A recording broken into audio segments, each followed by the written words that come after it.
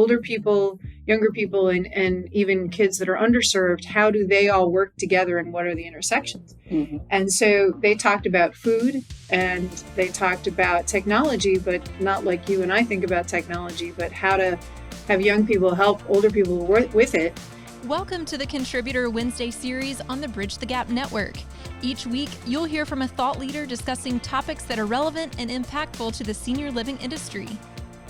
Welcome to Bridge the Gap Contributor Wednesday. My name is Jane Rohde, and I am from JSR Associates and Live Together. And we're here with Shernise Richardson, who also worked with JSR Associates and Live Together. Welcome, Shernise. Hi, Jane. Thanks for having me. So good to have you here. So I thought today we would talk about intergenerational living and some of the work that we've been doing together. And I thought we could start out with a story. I wondered if you would mind telling us about your grandfather and how he's influenced the work that you do in the intergenerational space. Yes, of course. So my grandfather, he was known as a master barber of Baltimore City. He ran the neighborhood sanitary barbershop on Greenmount Avenue, which is actually still there. And so he was known as the guy to go to in the neighborhood. If you just wanted to come in the shop and just hang there, sit there and talk to him, he always opened up his door for everyone. His main thing is he always wanted to help the young people. He knew that there was a major gap between, younger generation having the information that they needed, the guidance that they needed. And he just wanted to be that person. And I'm not sure, if he ever felt that way when he was younger. He, before he did barbering, he was actually working as a trucker. So, took a lot for him to find his way too. So a part of me thinks that, he really felt that need. He wanted to be that need, or fulfill that need. As far as the young people in the community. And so with the barbering, he would invite anybody who wanted to come and learn to cut hair. He would say, yeah, just come over here to my chair. I'm going to teach you right now. Or if they, wanted to come back every day and just sit there and talk to him, he was fine with that. All of my uncles, they became barbers. Every single one of them. He had them working in the shop with him. So always wanted to keep them out of trouble. So you're going to be here working with me, if anything. And so a lot of the neighborhood, kids saw that. And so that inspired them. And no matter if the customers had money to pay for their haircut or whatever, he just wanted to make his customers feel good. And so it almost reminds you of the movie, the barbershop movie. But he was really, really that person. And he was, also a very religious person. But when it came to, showing love and everything like that, I think he looked at that also as far as bringing and putting his heart into what he was doing. And so his main thing, he just wanted to help everybody. To fulfill that love that was missing from, communities and everything like that. And he used barbering to do that. It's such a beautiful story. Because I love the story because I watch you and how your heart grows and builds, and you can see how it comes from that same need of wanting to create space, create good design, create space that changes things in the environment for people and supports them. We make a good pair, I think, with your design passion and my crazy passion for operations and trying to make things function well and work well for everybody. We've talked a lot about person-centered care in our careers, and person-centered not just being the individual resident, but the family and the people who work there and all the different people who are involved in a community. And when we talk about intergenerational, I think that the barbershop experience provides sort of a base, right, for what does intergenerational mean? What does person-centered mean?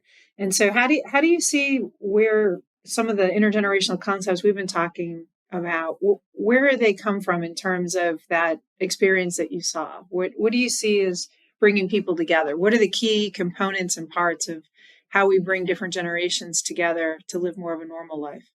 Just creating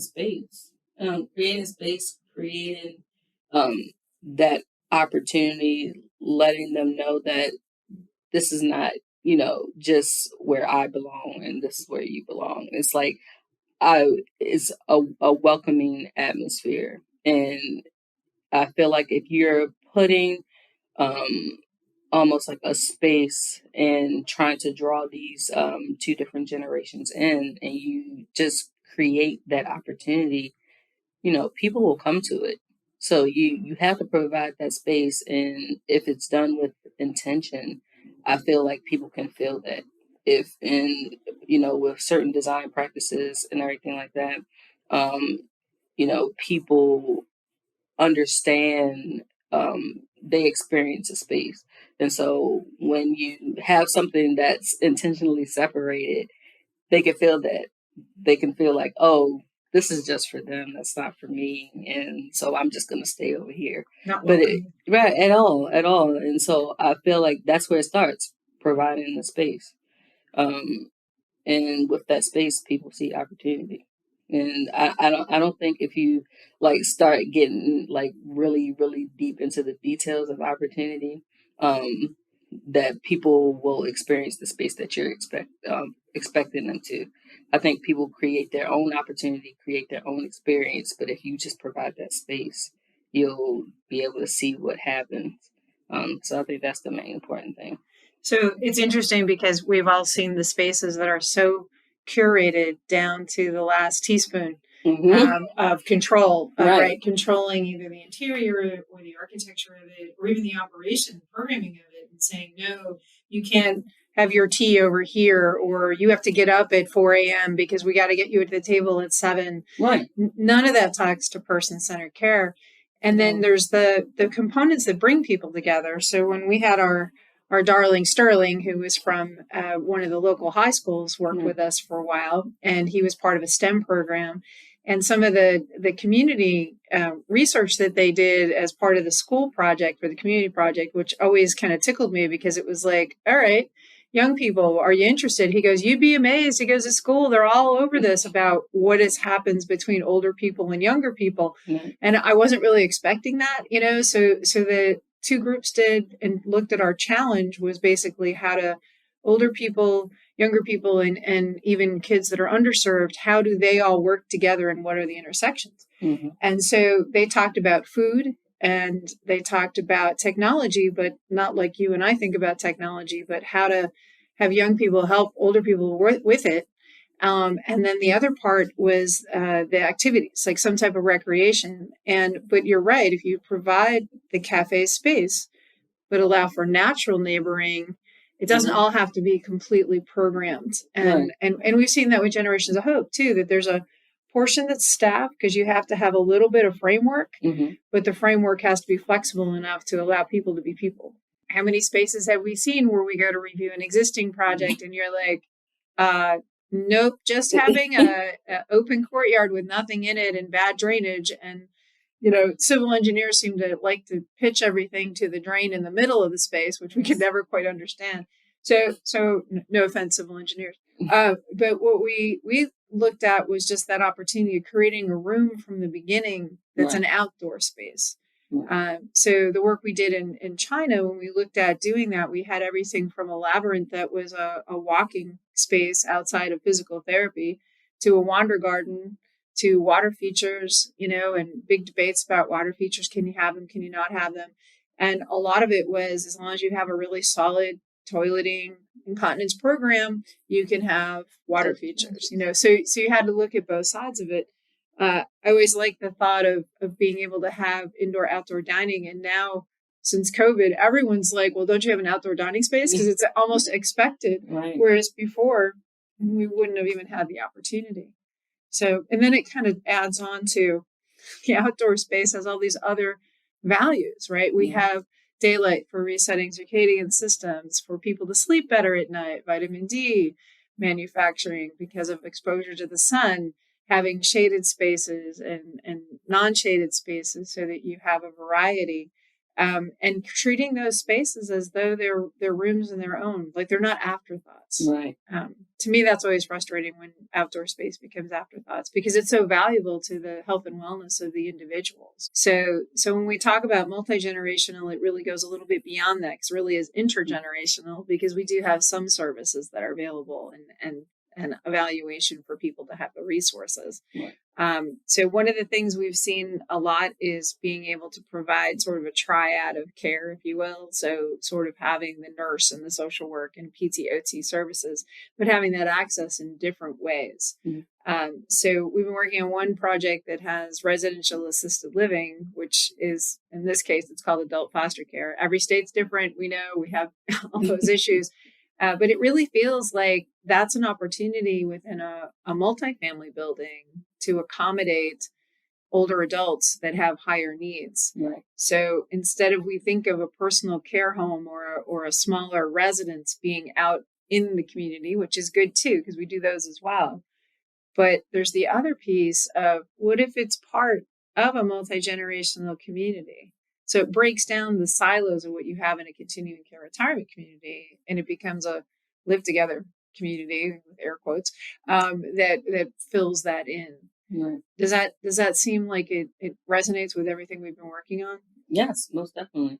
And just sitting here, thinking about what you were just saying, as far as providing those different stages or different types of care, us providing like that adult foster care option within a multifamily, you're sitting there thinking about, you have all these different types of people that are experiencing all different types of life. So from the independent living to adult foster living to this family who's living in the building also.